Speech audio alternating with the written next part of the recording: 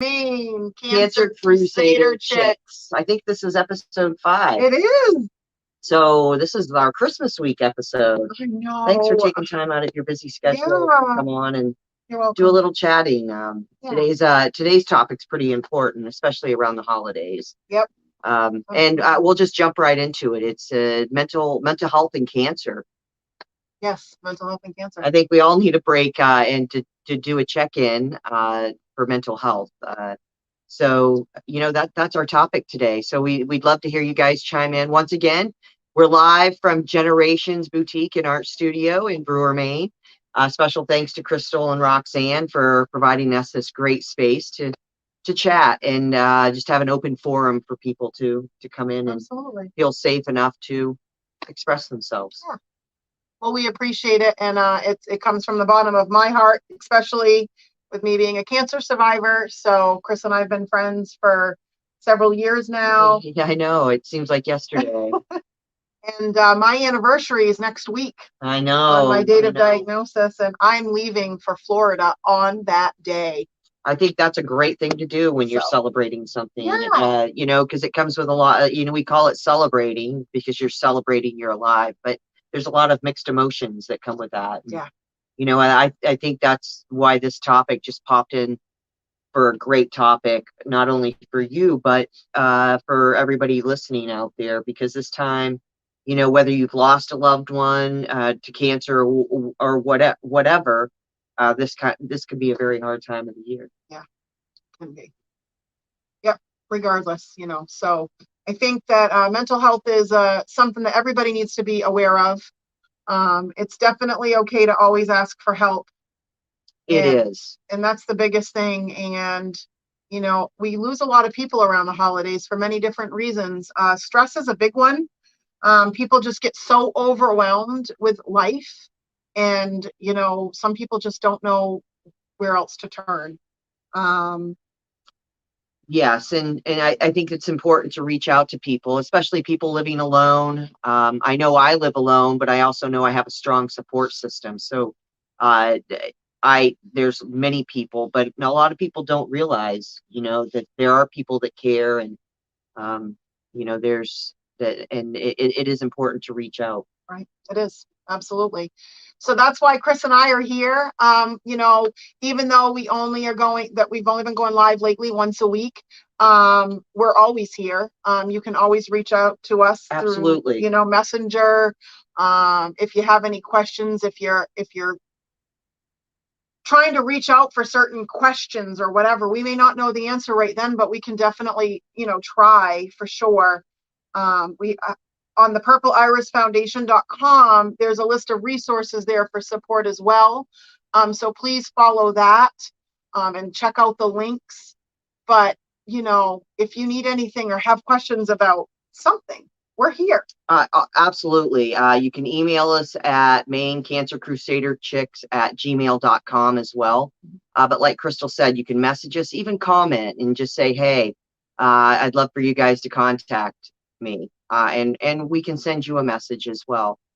There's lots of great resources here in our community as well. I know the Dempsey Center provides great resources for support groups, whether it's virtual or here. I know that there's some local breast cancer open arms support group. Bessie Wright Center has some great resources for that as well.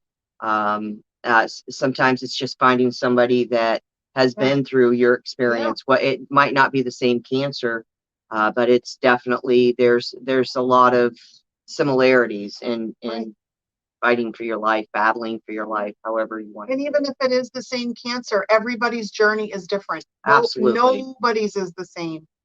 It is totally different on every level. So, I had colon and liver cancer, and I've met with a lot of beautiful people that have had a lot of the same cancers as me, but everything's different.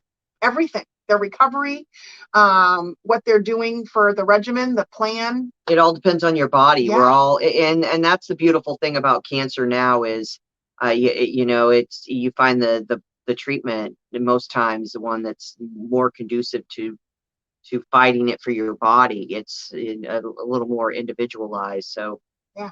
but the side effects can all be the same depending on, and the mental health part of it is a huge part that a lot of people, a lot of oncologists, that's I think it's more becoming more open to the mental health side being an important thing, because you've got to have, I always told myself I had to have my mind right and my body strong. Yes. So I fueled my body to beat cancer, and I obviously what I was doing was not working in the mental health realm of things. Whenever I was stressed out or anxiety ridden, my gut always hurt, my belly always hurt from a kid on, and boom, I ended up with pancreatic cancer, which is, Right. it is what it is. So, my stress always went to my belly, and I knew that I didn't want to be stressed anymore. So you, I, I just utilized tools that were given to me. And sometimes we don't do that because we're so lost in, oh, I have cancer, and what, but if you take a step back and breathe for a second and say, okay, how do I utilize these tools? And both you and I have some great tools in our toolbox. So once again, feel free to reach out. Yeah, absolutely. One of the things that from that Cancer Conqueror book that I absolutely love, there was this one thing that I took from it, and it's a saying, and it says, I may have cancer, but cancer does not have me. I read that. It stuck in my head. It has never left. It never will leave. And it's so true.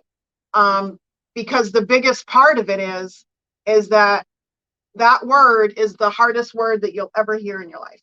I think it's one of the hardest things. Yes, agreed. And it's not going to go away. I mean, I've been in remission now for a little over 2 years.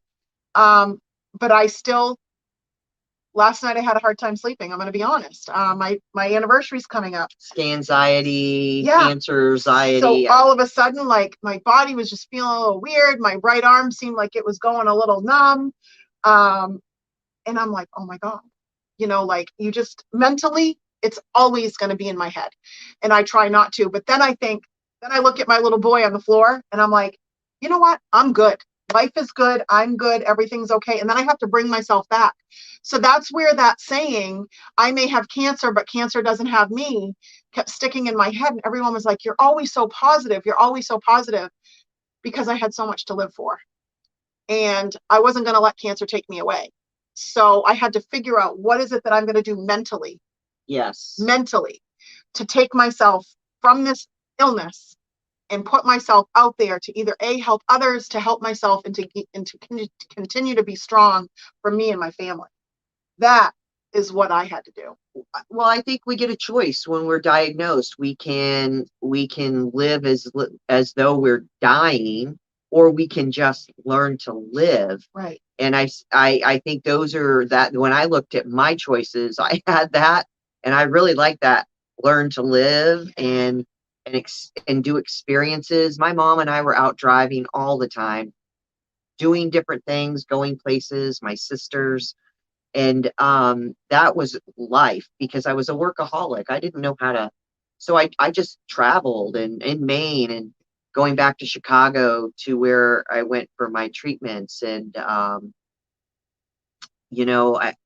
wanted to live. I never experienced how to live, and that was a mindset, because the more I was doing, I mean, was it always was I always driving? No. Was I always not feeling good? Most of the time. But I was still experiencing things that, experiencing life. Yes. And living. Yes. And with people that I loved and cared about. Yeah. And it not only helped me, but it helped them realize, wow, well, okay, well, she has this. And I don't know how many times people are like, you have a stage 4 pancreatic cancer, right? And I'm like, yeah, but it's my show. And this is I want to do it the way I want to do it. Right. And so people actually thought I was too positive. And I'm like, I don't think you can actually be too positive in this case. No. And, it was just a choice of mine to be. It wasn't always a good day, but I always found some really awesome things to happen. The fact that I wake up every morning was a So, blessing. so mental health starts with us. Yep. You know, we can go talk to a counselor, and which I see every week. I love my counselor, Chelsea at Higher Ground Services. I love her, but you have to be willing to do the work on yourself, and life is a choice. You know, it's either the glass is half full or half empty. I think that's something that I had to take a cold, hard look at it myself. And Absolutely. I think that's important to do. And it's not easy, but you know, if you wake up in the morning and be like, wow, my feet hit the floor again, it's a good day. Today's going to be a good day. It's a good day. Yep. Yeah. No, it is. So mentally, and that's where the mental health part comes in. I think staying positive is really hard for some to do, but it's really a very important tool. And, you know, I'm not going to lie when I say I never had bad days, because I had bad days. I did. We all do. You know, even now, I still have bad days. You know, the stress of things like daily life. You know, but you know what? It's okay. Everything is going to be okay. And you just got to, you know, there was people in my life that would say the same thing, like, you're being you know, you're too positive, or they were having something going on in their life, and I'm like, you know, everything's going to be okay, and they're like, stop being so optimistic all the time. I'm like, well, you've got to be What positive. else do we have to hold on to? I mean, I have cancer right now, and I'm trying. It's a choice for us to.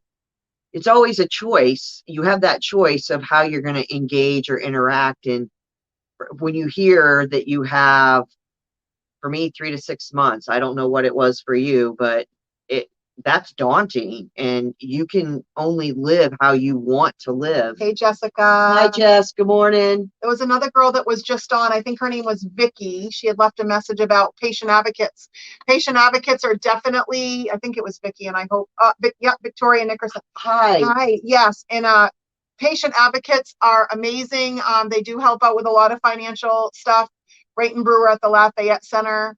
Yes. And they're very helpful. So that is a huge resource that we've all used. And I'm glad. Thank you for the support groups. Were there a Victoria? Yeah. Victoria, thank you for that comment. And are there support groups for kids up there as well, and loved ones, caregivers? Thank you for that question, Nat. And the other thing, the patient advocates are our biggest resource that the Purple Iris Foundation has, because they're great at connecting us with people in need. The Purple Iris Foundation does financial assistance up to $500 for household bills. You do have to apply, but the patient advocates are great. Jean is one that we engage with constantly, and we just adore them all. And so reach out to them if you guys are in need of any, or somebody you know need help. I know that they do offer some support groups. I know that for a fact at the Cancer Center. I didn't know if they were open now because of COVID, or if they're just online. That's a good question. So that's actually, go to our resource page on the Purple Iris Foundation. There's some good local for the state of Maine, but also national resources as well. But I'm going to look into if they are online, if they're still virtual. I know that a lot of people can't go in and out of they're actually, I remember that now. Yeah. So I think you only can have an appointment. It's got to be an appointment. So they may not be doing actual classes now. In person stuff. Yeah. But I know the Dempsey Center, as I said, they have some great support groups for kids. Yes, right there. Thanks, Jess. Because I know that you take advantage of those, Jess. The Dempsey Center support groups for patients, families, and kids. Awesome. So great resource. And that's in Lewiston, Maine. But you can access them virtually from all over the world. So yeah, I think you're right, Victoria. I think they are doing them online only. So yeah, but thank you. I think it's important to know these things, and the Dempsey Center is a good one. And I'm sure they're still doing groups at the Lafayette Center for sure, because you know there's a lot of cancer patients there, and everybody's going to need support. So I think it's important that I know they don't close the doors on that. So it's probably all through Zoom or. Right. There's some sort of virtual meeting. Yeah. You could probably go to, is it under Northern Light or is it Lafayette They should have a website I on would that. say just through the Lafayette Center, probably, or you can just call 973-7000 and ask to speak to the Cancer Center, and ask the lady that answers the phone there. Usually her name is Vicky, the one I speak with. She seems to be the one, and I just say, can you please connect me to, and she'll put me right through to whoever I need to speak with. So. Yeah. That's great. And for those that aren't in the Bangor area, just check out with your local cancer center. I know the Dempsey Center has a place in South Portland, Lewiston, but all is virtual, most of it. And as well as I think they're open again. But any of your local hospitals that you do go to should have resources for support groups. So, yeah. So I was doing a little research before that's just my thing. Chris a does little a lot of research. She's so good. See, I just come in here like on well, I wheels think we have a lot of stuff, but I want to show people that there's actually studies done. Yeah. So I was looking for studies on mental health and cancer. And on July 10th, the National Cancer Institute put out an article in 2020 that linked mental health treatment to improved cancer survival. And it was 50,000 veterans with lung cancer. And that just amazes me. That not amazes, I don't have words for that many lung cancer veterans.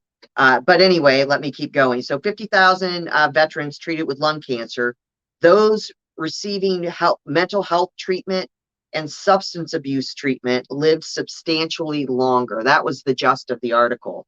And so with that, I mean, your perspective is everything. And I think that's why it was important for me to just stay so upbeat. You know, if something bad happened, I think my favorite saying was, it's all good. I mean, what you can't cry over spilt milk. You can't change the fact somebody has cancer. If you have cancer, you can only live each day to its fullest. And was that hard? But like it, The Cancer Conqueror is a great book. Please, if anybody wants that book, I actually have 2 copies. I will send them out. Just let me know. It is the best book in the world. I actually just bought one off eBay and mailed it to a girlfriend of mine that's battling lung cancer right now. And I really hope that it finds her well. It did me, I'll tell you. I read it. My whole family read it. I still want to read it again. I got to get another. I'll give you one of mine. I keep giving mine out. So yes, I probably could do for a dose of the Cancer Conqueror. It's just, I don't know. When I was diagnosed, people were so wonderful and I appreciated everybody, but there was sometimes people would give you like certain books. And I'm like, I'd read the first page and I'm like, nope. I can't do this. Nope, I can't do this. And then, but that Cancer Conqueror book, I read it almost the whole thing during my very first treatment. Great. It just hit me so hard that it was so emotionally amazing. It was something that I needed. And it wasn't a negative book. And a lot of the other books that were given to me were negative. Like, you know what I mean? Like, I know I have cancer, but I don't want to just hear about all of cancer. I want to hear about the positivity of cancer, what can you do? And this book just inspired me. And I just think it's a phenomenal book and I love it. And if anybody needs it, like she said, we can get them. I got 1 copy now because one's going to Crystal.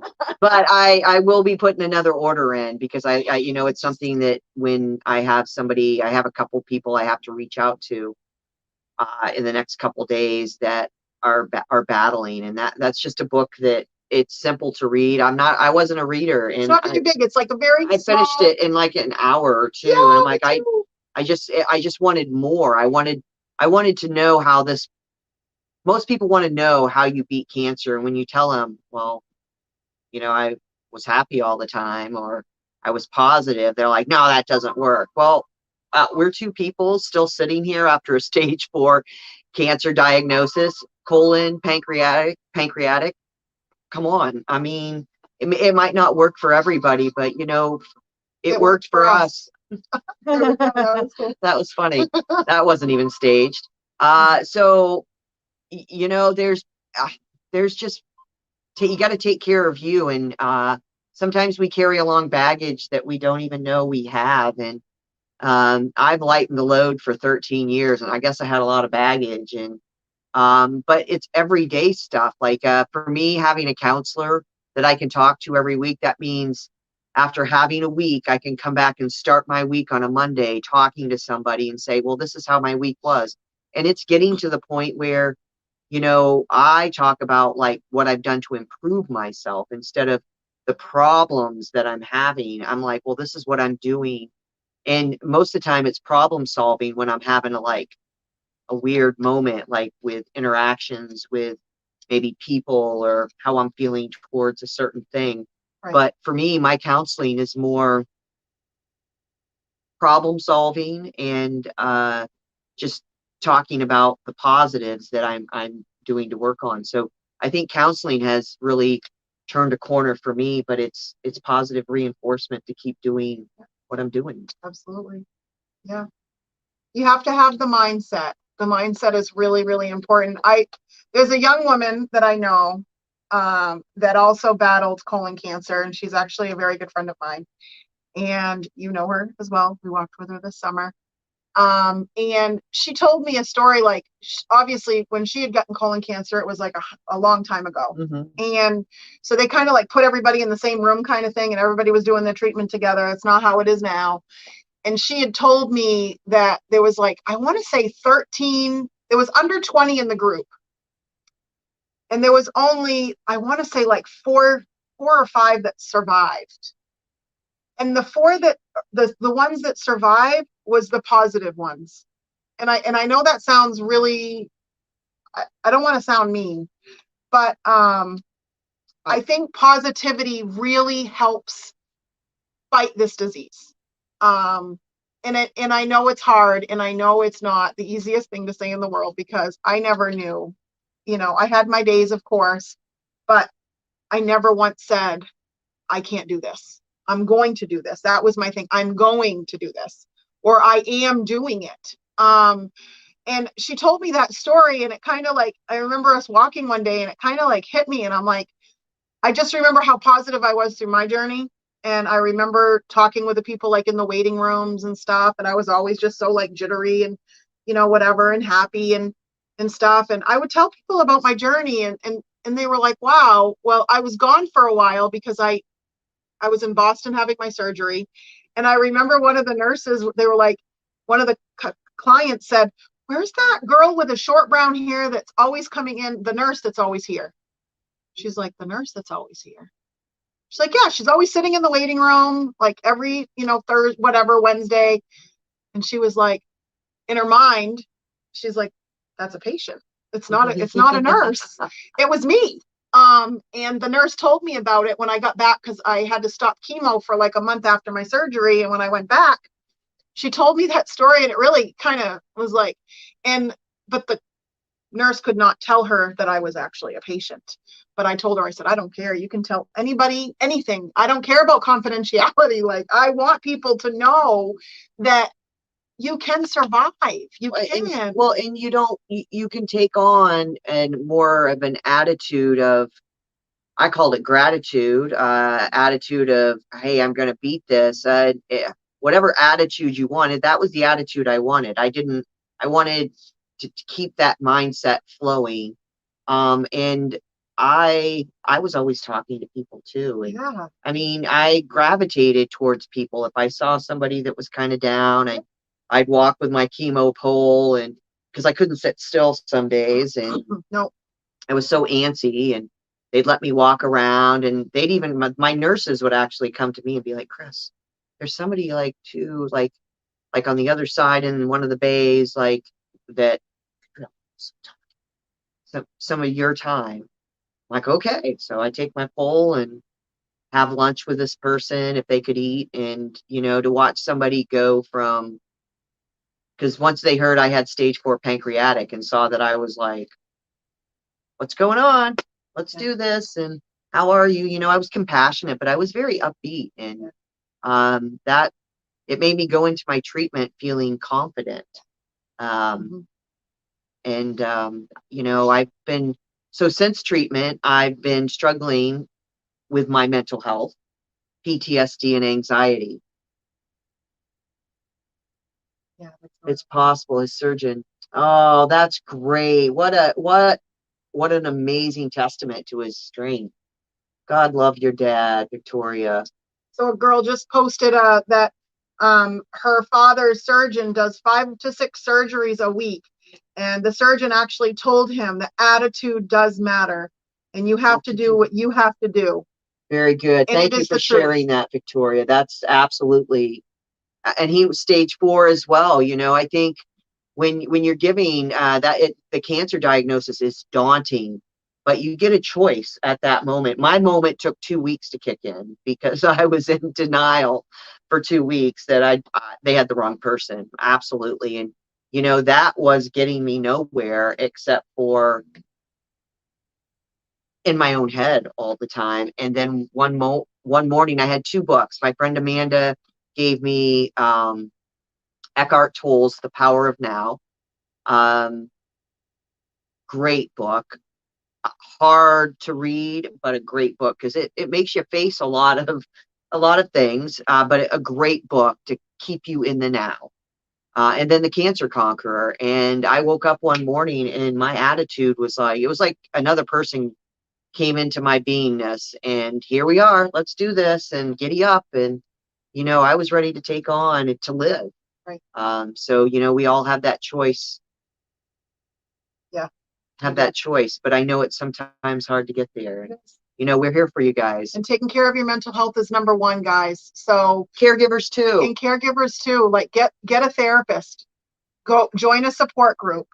Higher Ground Services do offer free services for people that do not have insurance. So they're a local place here in Brewer, Maine. So check them out if you are like, well, I don't have insurance, I can't do that. You can. And there are support groups that are for free, and sometimes it's nice to have that camaraderie. And then we're here too. So absolutely, we're a support. So that's 3 things. This is step 1. This is step 1 right here. And just we watching had some our video. Beautiful people on here. You know, if anything that's resonated with anybody listening, feel free to reach out to them. I'm sure. I think we're all an open book if we're sitting here talking live about mental health. It's you know, I've done a couple podcasts on mental health and as a guest. And it's one of the biggest things that we just need to open the door and say, here we are. We need to talk about this. And it's okay not to be okay, but always know that we just gave you 3 resources to reach out to. So please, and share this with people. The holidays are hard. Caregivers, family members, you guys are all included in this big realm here. You know, I push my family members to go to counseling or a support group. And, you know, my mom was very good at taking all the groups that Cancer Treatment Centers of America had. They had like a laughter class. They had arts and crafts, mindful beading. They had outings. And, you know, I don't know if that's here, but, you know, maybe it's something. How do you get past the anger of finding out? Oh. Wow, that's a pretty smack in your face. Thanks, you just Nat. stumped us, Natalie. So that was my 2-week period. I was in denial, and I think that's how I. Hey, Mary. Welcome to our little group here. Thanks for joining in. 2 weeks. I had 2 weeks of denial. I think that was my anger. I don't think I was ever angry at getting cancer because that was too much negative energy. Yeah. I felt grateful that I had an opportunity to beat this. And I always use the thing that everybody always gave me. Oh, you've got 3 to 6 months with treatment. 3 to 6 months in treatment. And I always told them that they never gave me the opportunity. They just put me in the ring to get a TKO from cancer, but I never got gloves to fight. And so I finally found the place that was a good fit for me that I could actually fight. And for me, it was like, this is not taking me down. I mean, I remember thinking that I'm like, this isn't no, I've got too much to live for, you know, like I wanted to hike Katahdin. I wanted to go to my favorite concerts and be front row. Yes, most definitely. I'm starting the gym next week. So, you know, you have to have goals. I think goals are important Yeah. too. Yep. Oh, The Dempsey Center has virtual classes for things like that. I did college collage, I'm sorry, charcoal journaling, and lots of options. Yeah, Thank you, Jess. that's Thank you, awesome. Jess. Thank you. The vision board. Okay, so a vision board was something I did. I did it a long time ago. You know, like, what is it that, you know, speak to the universe. The book The Secret is a really good book. Yes. Negative energy. So, not to get back to the anger piece, I don't really remember being too angry either. I just remember like 2 days, I don't really remember anything. I Yeah, was kind of like in a bubble, like dumbfounded. mentally, like, I don't know what's going on here. And then 2 days after being, because I was at St. Joe's when I was diagnosed and they transferred me to Eastern Maine. I wasn't, basically the only reason why I was at Eastern Maine was to bide some time so I could get all of my ducks in a row, because they didn't want me to go home and get put on the back burner. Yeah. So I was at Eastern Maine, and they, of course, they wanted to run a million tests. So that's where I was. But anyway, I just remember like one morning just waking up and just being like, because I had my little boy, my husband actually brought my little boy into the hospital, and the hospital allowed him to spend the night. And I remembered waking up and seeing my husband and my son laying there. And I was like, I got this. Like, You find your reason. Yeah. You find your reason. You my little boy was my reason. I said, God put this little boy in my life. He's not going to take his mom away. That was my thing. So that was my why. I knew I had a higher purpose. I didn't know what it was, but you know, I didn't feel like I knew it was not good. But I knew I had to get to the place that I needed to be. And that was a place that took care of my whole being, That's right. You know, my mind, body, you know, acupuncture. So you're taking care of all things, support. I literally got spoiled through my treatment process. And I know, Nat, I know that with your heart attack, that must have brought up some anger for you. But I don't think that I ever felt angry. I felt too grateful to have the opportunity to be like, okay, I have a choice here, and I can either, I had a choice. And I will tell you that there were small things that I like to control in my beingness. And I think a lot of that was my positivity, but then it became a lifestyle. Like I didn't have to think that, oh yeah, today's a good day.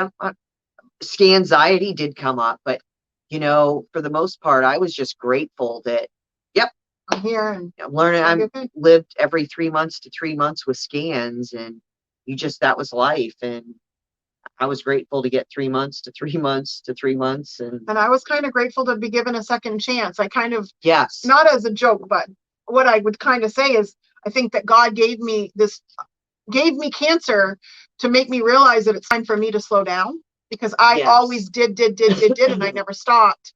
And, you know, I used to work 2 and 3 jobs, and, you know, I would do this and that and everything. And I that's kind of what I had said. So it was kind of like a way for me to just kind of deal with that. But I really do feel that I was given a second chance at life, to find out who I was as a person, to find out who I am as a mother and a wife and a daughter and a sister and all of those things. I have a wonderful family.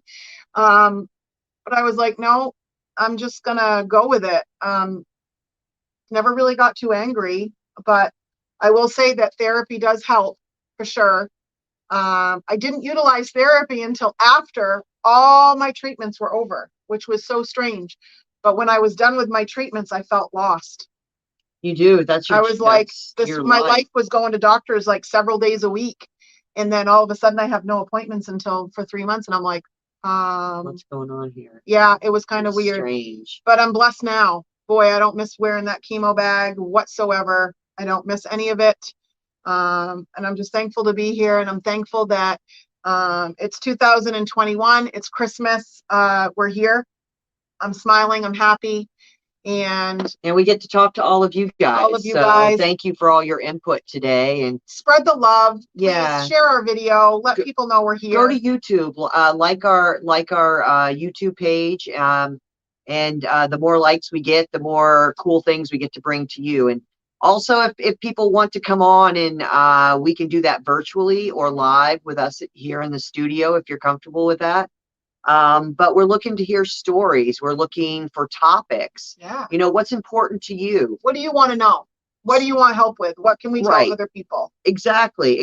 You know, we're here to be a forum for you guys, and you know, that's important to us as well. You know, we're just people that wanted to come on and just create a safe place for people that are impacted by cancer to be. And I think we're doing pretty good. So the next couple weeks, you're going to be on vacation. So we're going to be taking a little bit of a hiatus over the holidays, but please know that you can reach out to us.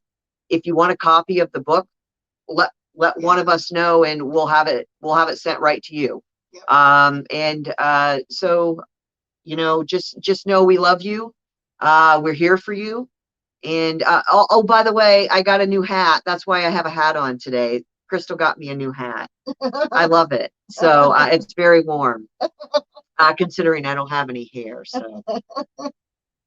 So we hope that you guys all have a wonderful Merry Christmas and a Happy New Year. Happy, healthy New Year. Abundant, prosperous New Year, and all good things. Healing to all those that need it.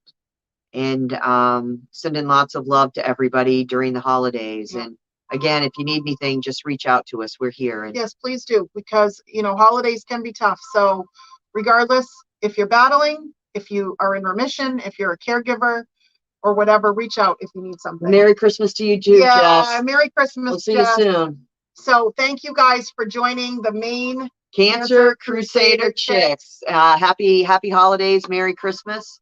And we'll see you in a couple weeks. Yes. Okay. All right. Bye. Bye, everybody.